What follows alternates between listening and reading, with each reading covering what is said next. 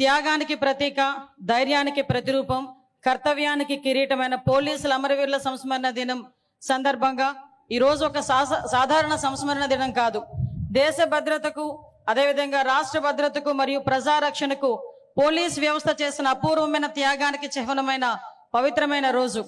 1959 October 21న లడఖ్లోని అత్యంత క్లిష్టమైన వాతావరణంలో మంచు పర్వతాల మధ్య చైనా దురాక్రమణదారులను ఎదుర్కొని వీరమరణం పొందిన 10 మంది సాయుధ పోలీస్ అమరవీరుల స్ఫూర్తిని ఈ రోజు మరొకసారి మనందరం కూడా గుర్తు చేసుకుంటున్నాం. పోలీస్ అంటే ఒక ధైర్యం, పోలీస్ అంటే ఒక బాధ్యత, పోలీస్ అంటే ఒక త్యాగం. ఈ పోలీస్ వృత్తిలో అడుగు పెట్టిన రోజు నుంచి కూడా ప్రాణాలను సైతం లెక్క చేయకుండా ప్రజాసేవే పరమాధేయంగా మీరందరూ చేస్తున్న కృషికి మరొకసారి మీ అందరికీ కూడా పాదాభివందనం చేయాలి.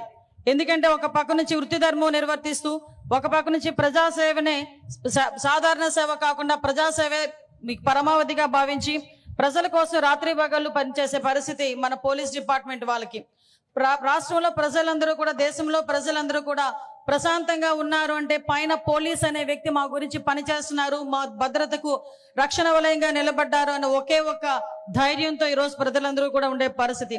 అదేవిధంగా రాష్ట్రంలో ప్రజలందరూ పండగ వాతావరణంలో ఉంటే మీరు మాత్రం విధి నిర్వహణలో రోడ్డు మీద ఉండే పరిస్థితి. అయినప్పటికీ కూడా మీ కుటుంబ సభ్యులకి ఈ సందర్భంగా అందరికీ కూడా ధన్యవాదాలు తెలియజేసుకోవాలి. మిమ్మల్ని వెన్నంటి ప్రోత్సహిస్తూ ప్రజారక్షణలోని, దేశ రక్షణలోని, ప్రజారక్షణలోని కూడా ముందుండి నడిపించినందుకు మీ కుటుంబ సభ్యులకి కూడా మరొకసారి ధన్యవాదాలు తెలియజేసుకుంటున్నాం. మరి ముఖ్యంగా గౌరవ మాన్యశ్రీ ముఖ్యమంత్రి నారా చంద్రబాబు నాయుడు గారు విజనరీ లీడర్. ఈ రోజు రాష్ట్ర అభివృద్ధి సంక్షేమ కార్యక్రమాల్లో ముందుండడమే కాకుండా అనేకమైన పెట్టుబడుల కింద మన రాష్ట్రానికి తీసుకురావడంలో ముందండి నడిపిస్తున్నారు.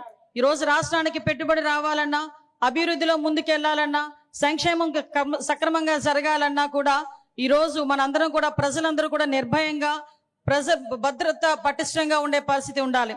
దానికి ప్రత్యేకంగా మన ముఖ్యమంత్రి గారి నాయకత్వంలో, డీజీపీ గారి సారథ్యంలో మన ఆంధ్ర పోలీస్ నేర నియంత్రణలోనే కాకుండా తమ బాధ్యతను నేర పరిశోధనలో కూడా సమర్థవంతంగా నిర్వహించే పరిస్థితి కనిపిస్తా ఉంది.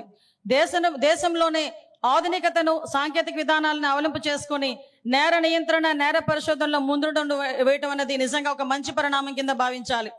పర్టికులర్ గా ఎప్పుడు కూడా మహిళా రక్షణే దేశ రక్షణగా ఎక్కువగా భావించే వ్యక్తి, మహిళా రక్షణకి పెద్దపీట వేసే వ్యక్తిగా ప్రతిసారి కూడా తన అడ్మినిస్ట్రేషన్ లో మహిళల్ని రక్షణగా ఉంచాలి, భద్రతగా ఉంచాలి, భరోసాగా ఉంచాలి. మహిళల ఎంపవర్మెంట్ అనేది దేశం తాలూకా అభివృద్ధికి సూచికగా నిలుస్తుందని నమ్మిన వ్యక్తిగా గౌరవ ముఖ్యమంత్రి గారు మహిళా రక్షణ దిశగా ముందు అడుగేయడం మనందరికీ కూడా తెలుసు. ఈరోజు శక్తి యాప్ ని మనం ముందుంచి, అదేవిధంగా శక్తి టీములను ముందుంచి నడిపించడమే కాకుండా ఉమెన్ ప్రొటెక్షన్ కి సెపరేట్ గా ఒక సెల్ ని ఏర్పాటు చేసి ఒక ఐసీ ర్యాంకర్ వ్యక్తిని కూడా ఈరోజు దానికి నియంత్రించే పరిస్థితి కూడా ఈరోజు మనందరం కూడా చూస్తున్నాం. ఈ మహిళా రక్షణ విషయంలో ఎక్కడా కూడా ఎటువంటి చిన్న నిర్లక్ష్యానికి గురి కాకుండా మహిళల మీద నేరం చేయాలన్నా, మహిళల మీద అఘాయిత్యం చేయాలన్నా కూడా భయపడే పరిస్థితి ఈ రోజు మనందరం కూడా తీసుకొచ్చినందుకు ప్రత్యేకంగా పోలీస్ వ్యవస్థకి కూడా ధన్యవాదాలు తెలియజేసుకుంటున్నా. ఎన్డీఏ కూటమి ప్రభుత్వంలోకి రాగానే, అధికారంలోకి రాగానే అతిపెద్ద సవాల్ గాంజా. ఆ గాంజా ఆంధ్రప్రదేశ్ గా మార్చిన గత ప్రభుత్వం నుంచి గాంజా రహిత ఆంధ్రప్రదేశ్ గా మార్చడానికి గౌరవ ముఖ్యమంత్రి తాలూకా మానస పుత్రిక అనుకోవాలి ఈగల్ సంస్థని. ఆ ఈగల్ సంస్థ ఏర్పాటు చేయడానికి గౌరవ ముఖ్యమంత్రి గారు చేసిన కృషి మనందరికీ కూడా తెలుసు.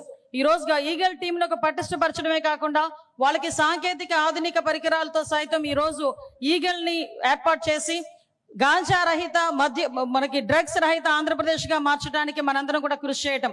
దానిలో భాగంగానే ఈగల్ టీం అంతా కూడా చాలా సమర్థవంతంగా పనిచేయడమే కాకుండా ఈ ఎన్డీపీఎస్ యాక్ట్ లో కూడా ఈ రోజు మన ఆస్తుల్ని జప్తు చేసే విధానాన్ని కూడా తీసుకొచ్చి ఈ రోజు మరొక మన విజయంగా భావించాలి. గాంజా కల్టివేషన్ ఫ్రీ ఆంధ్రప్రదేశ్ గా కూడా మార్చుకోవడానికి కృషి చేసిన ప్రతి ఒక్కరికి కూడా పేరు పేరున నేను ధన్యవాదాలు తెలియజేసుకుంటున్నా. ఈ రోజు ఆపరేషన్ ట్రేస్ అని ఏర్పాటు చేసుకుని ఈ ఒక్క నెలలోనే సుమారుగా 670 మహిళల్ని మనకి తప్పిపోయిన మహిళల్ని కూడా ఈ రోజు మనం తీసుకొచ్చిన పరిస్థితి కూడా మనకు కనిపించాం.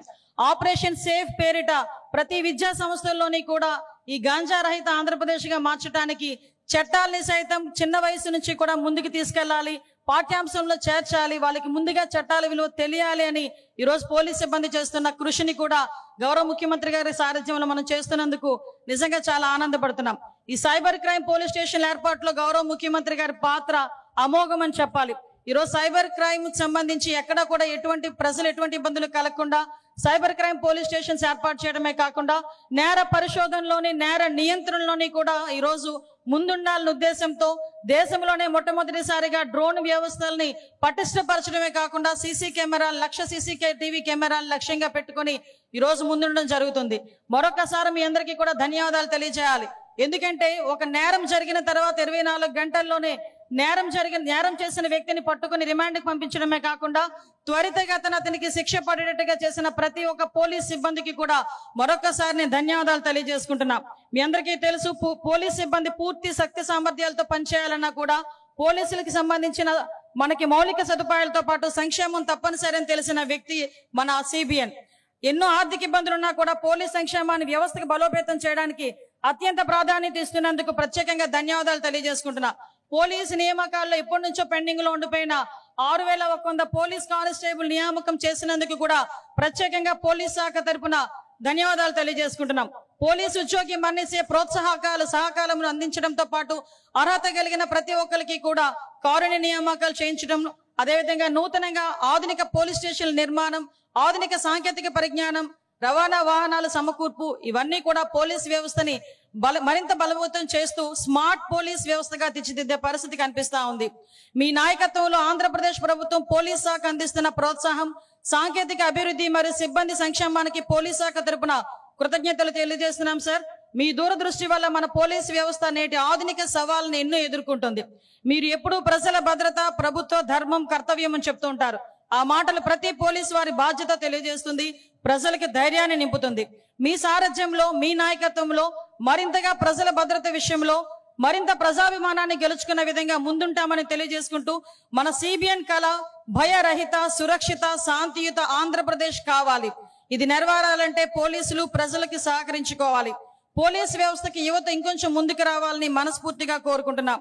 పోలీసు సోదరులారా, మీ రాష్ట్రానికి గర్వకారణం. మీ సేవ ఎప్పటికీ చరిత్రలో నిలుస్తుంది.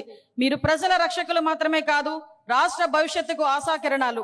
అమరవీరుల ఆత్మకు మౌనవందనం చేస్తూ వారి త్యాగం మనకి మార్గదర్శనం కావాలని కోరుకుంటూ, వారి కుటుంబ సభ్యులకు ఆ భగవంతుడు ధైర్యం ఇవ్వాలని మనస్ఫూర్తిగా కోరుకుంటున్నా. జై హింద్, జై ఆంధ్రప్రదేశ్.